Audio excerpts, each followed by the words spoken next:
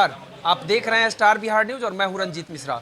मेरे साथ लोजपा रामविलास के राष्ट्रीय अध्यक्ष युवा सम्राट कहे जाते हैं चिराग पासवान जी हैं। सबसे पहले तो स्टार बिहार न्यूज में आपका बहुत धन्यवाद भाई, थैंक यू। आज शिवहर पहुंचे थे सर, डबल मर्डर हत्याकांड एवं पूर्व मुखिया सुबोध राय के परिजनों से मिले हैं, क्या कहना चाहिए? सुबोध राय जी के का जिस तरीके से उनकी हत्या की गई, या रामलाल पासवान जी उनके भाई की जिस तरीके से हत्या की गई, जिस तरीके से, ये खैर किसी एक ज़िले का विषय नहीं है, पूरे प्रदेश में ही इस तरीके से हत्याओं का एक सिलसिला शुरू हो गया।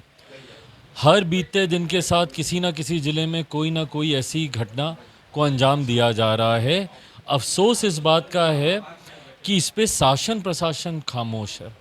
जिस तत्परता के साथ गिरफ्तारी, जांच, कार्रवाई होनी चाहिए थी, उसमें जो उदासीनता देखने को मिल रही है प्रशासन के द्वारा, राज्य सरकार के द्वारा, दिन दहाड़े लोगों को गोली मार दी जा रही है, बेखौफ होके अपराधी घूम रहे हैं, और ना सिर्फ हत्या की जा रही है, सुबोध जी के यहाँ भी, रामलाल जी के यहाँ भी, दोनों जगह अगर आप देखेंगे तो एक दिन तो आके पहले हत्या की गई और उसके दूसरे तीसरे मतलब हफ्ता 10 दिन के भीतर फिर दोबारा से घर पे जाके फायरिंग की गई। दोनों घरों की यही घटना है और दोनों परिवारों ने पहले से शासन प्रशासन को सूचित कर रखा था कि संभवतः ऐसी घटना हम लोग के साथ घट सकती है। तो ये सिर्फ महज एक हादसा नहीं है, ये कहीं ना कहीं प्रशासन की लापरवाही की वजह से इस अपराध को अंजाम दिया गया। प्रशासन अगर मुस्तैद रहता, अगर जो जानकारी परिवार के द्वारा घटना से पूर्व में दी जा रही थी, सुरक्षा की मांग की जा रही थी, ये अगर किया होता तो आज दोनों परिवार के सारे सदस्य जीवित होते। पर कहीं ना कहीं जो प्रशासन की तरफ से जो इसमें लापरवाही दिखाई गई, ये अपने में दिखाता है या तो संरक्षण प्राप्त है अपराधियों को प्रशासन का, या लीपापोती करने का प्रयास किया जा रहा है इन तमाम विषयों में। भाई आज घटना को दोनों जगह, एक जगह 27 तारीख की घटना, एक जगह 4 तारीख की घटना है, आज 20-25 दिन बीत गया दोनों जगह की घटना को।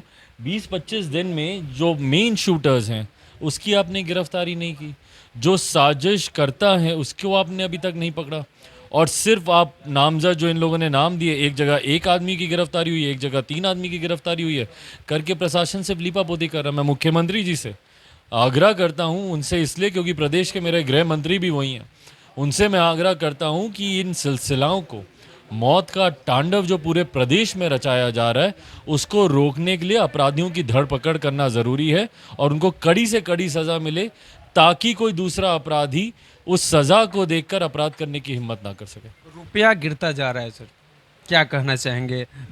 अफसोस की बात है, चिंता की भी बात है। रुपए का इस तरीके से गिरना, महंगाई का इस तरीके से बढ़ना, ये अपने में देश के लिए ये शुभ संकेत तो नहीं है। मैं अर्थशास्त्री नहीं हूँ, पर हाँ जो हैं उनको ज़रूर इस दिशा में मजबूती से काम करने की ज़रूरत है। हमारे प्रधानमंत्री जी से मैं आग्रह करता हूँ, क्योंकि उन्होंने कई बार चिंता जाहिर की थी रुपये के गिरने को लेकर। उम्मीद करता हूँ कि आने वाले समय में, इस बात को भी हम लोग मानते हैं कि पिछले 2 साल हमारे देश के लिए ही नहीं पूरी दुनिया के लिए काफ़ी कठिन समय रहा कोरोना महामारी को लेकर, पर उसके बावजूद इस तरीके से रुपए का गिरना और अर्थव्यवस्था का इस तरीके से कमज़ोर होना चिंता का विषय। उम्मीद करता हूँ आने वाले समय में ठोस नीति, ठोस कदम बनाए जाएं ताकि हालात बेहतर हों। खाद्य पदार्थों पर 5% जीएसटी लगाया गया है, बढ़ती महंगाई एक बड़ा मुद्दा है, क्या कहना चाहिए? गलत है ये। खाद्य पदार्थों पर जिस तरीके से, और खाद्य पदार्थ भी कौन से भैया, जो एक आम गरीब परिवार एक झोपड़ी में, गांव में, अब जो एक परिवार जो खाता है उसके ऊपर, चावल पर, रोटी पर, दही पर, दूध दही पर आप टैक्स लगा रहे हैं, 5% आप उसमें जीएसटी लगा रहे हैं, वो भी एक ऐसे समय पर जब पेट्रोल डीजल के दाम चरम सीमा को पार कर गए। कभी हम लोगों ने कल्पना नहीं की थी कि इतने महंगा कभी पेट्रोल डीजल होगा। वो हो चुका है। ट्रांसपोर्टेशन कॉस्ट उसकी वजह से बढ़ी है, जिसकी वजह से अधिकांश जो भी ज़रूरत के सामान हैं वो पहले से ही बहुत महंगे थे। अब ऐसे में दूध दही जैसे पदार्थों का भी महंगा होना, भाई एक आम आदमी, एक गरीब परिवार का आधार है भैया, दूध रोटी, दूध चावल, यही लोग न खा के सोता है रात में। तो ऐसे में इन पदार्थों पर भी टैक्स लगाना, मैं आग्रह करूंगा वित्त मंत्री आदरणीय निर्मला सीतारमण जी से, जीएसटी काउंसिल से, और बल्कि लिखित तौर पर मेरी पार्टी की तरफ से भी मैं काउंसिल के समक्ष में दूंगा कि पुनर्विचार करने की ज़रूरत है और ये जीएसटी जो खाद्य पदार्थों पर लगाई गई है उसको रोल बैक करना चाहिए। बढ़ती बेरोजगारी, आप प्रधानमंत्री नरेंद्र मोदी के हनुमान कहे जाते थे। बढ़ती बेरोजगारी देश में क्या कहना चाहेंगे? ये तो 2 करोड़ रोजगार देने का वादा किए थे और बेरोजगारी दर बढ़ती जा रही है। सीतामढ़ी शिवहर का इकलौता एक उद्योग था, किसानों से जुड़ा था, शुगर मिल, रीगा चीनी मिल, वह लगभग 2 सालों से बंद है। विपक्ष भी उस पर सवाल नहीं उठा पा रही है कि रीगा चीनी मिल चालू।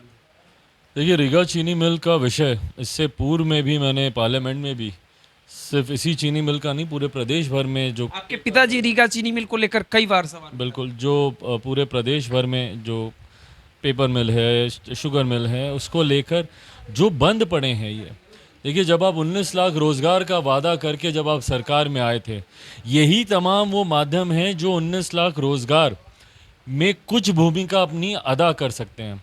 मैंने बिहार फर्स्ट, बिहारी फर्स्ट के माध्यम से भी उसमें भी मैंने ये प्रावधान दिया है अपने विजन डॉक्यूमेंट में कि तत्काल प्रभाव से एक यंग ब्रेन्स की एक टीम तैयार करनी चाहिए। इस प्रोजेक्ट को आप कैसे वाइबल बना सकते हैं, फाइनेंशियली ये प्रोजेक्ट कैसे फिजिबल हो सकता है, उसके लिए कमेटी का गठन करके, भाई इंफ्रास्ट्रक्चर ऑलरेडी है आपके पास जो कि वैसे ही सड़ रहा है, बर्बाद हो रहा है। रीगा चीनी मिल को कभी भी रनिंग में लिया जा सकता है, एकदम टनाटन। बिल्कुल, तो एग्जिस्टिंग इंफ्रास्ट्रक्चर को अगर आप इस्तेमाल कर लें और उसको दोबारा से सुचारू रूप से चालू करें, उसके लिए सिर्फ आपको एक कमेटी का गठन करने की ज़रूरत है जो इसको बताएगा कि कैसे ये प्रोजेक्ट पूरी तरीके से फाइनेंशियली वायबल होगा, ये प्रोजेक्ट कैसे फिजिबल हो सकता है, उसके लिए सिर्फ एक टीम आपको तैयार करने की ज़रूरत है। पर जिस प्रदेश के मुख्यमंत्री अपने हाथ खड़े कर देते हैं ये कहते हुए कि प्रदेश में कभी उद्योग आ ही नहीं सकता और हमारे प्रदेश के भूगोल को वो इसका जिम्मेदार मानते हैं, तो जो प्रदेश का मुख्यमंत्री की नीयत में ही नहीं हो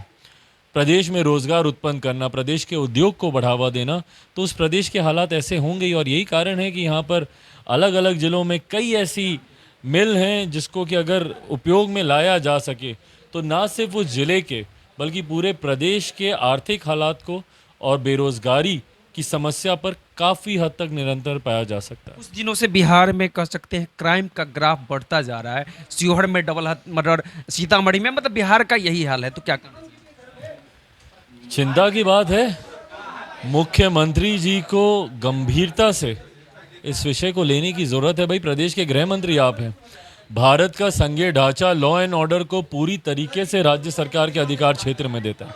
ऐसे में राज्य सरकार की नाकामी है ये कि जिस तरीके से बिहार में अपराध बढ़ा है, बढ़ता जा रहा है। आप दूसरे राज्यों में जाइए, 90, 91, 92% तक वहाँ पे कन्विक्शन रेट है। मतलब 100 अपराध होते हैं तो कम से कम 91, 92 लोगों को सज़ा होती है। बिहार में मात्र 6 से 7% है ये, और वो भी 6 से 7% लोगों को अगर सज़ा हुई तो हुई, नहीं तो तथ्यों के अभाव में, जानकारी के अभाव में खुले घूमते हैं अपराधी। जिन 2 हत्याओं का आप जिक्र कर रहे हैं उसमें से एक परिवार ने तो यहाँ तक बताया कि 2 दिन के बाद सीसीटीवी फुटेज में वो अपराधी बंदूक लहराते हुए उनको दोबारा उनके घर के आसपास दिखे। तो अपराधियों का बेखौफ होना बिहार की लचर कानून व्यवस्था को, हमारे प्रदेश के मुख्यमंत्री गृह मंत्रालय की नाकामी को दर्शाता है। अंतिम सवाल है सर, आपके छोटे भाई की शादी हो गई, चिराग पासवान कब शादी? अरे प्रभु, कुछ तो बोलिए सर, कुछ तो बोलिए। अरे इसमें हम क्या बोलेंगे। चलिए, तो चलिए इस वीडियो को हम यही समाप्त करते हैं। ये थे हमारे साथ युवा सम्राट कहे जाते हैं लोजपा सुप्रीमो चिराग पासवान, और शिवहर पहुंचे थे। डबल मर्डर हत्याकांड एवं पूर्व मुखिया सुबोध राय के हत्या को लेकर शिवहर पहुंचे थे और कई मुद्दों पर चर्चा हुई है। तो चलिए इस वीडियो पर आपकी क्या प्रतिक्रिया है कमेंट करके जरूर बताइएगा। इस वीडियो को यूट्यूब के माध्यम से देख रहे हैं तो चैनल को सब्सक्राइब कीजिएगा, फेसबुक के माध्यम से देख रहे हैं तो पेज को लाइक कीजिएगा, वीडियो को पसंद आए तो शेयर जरूर कीजिएगा। देखते रहिए स्टार बिहार न्यूज़। बहुत बहुत धन्यवाद।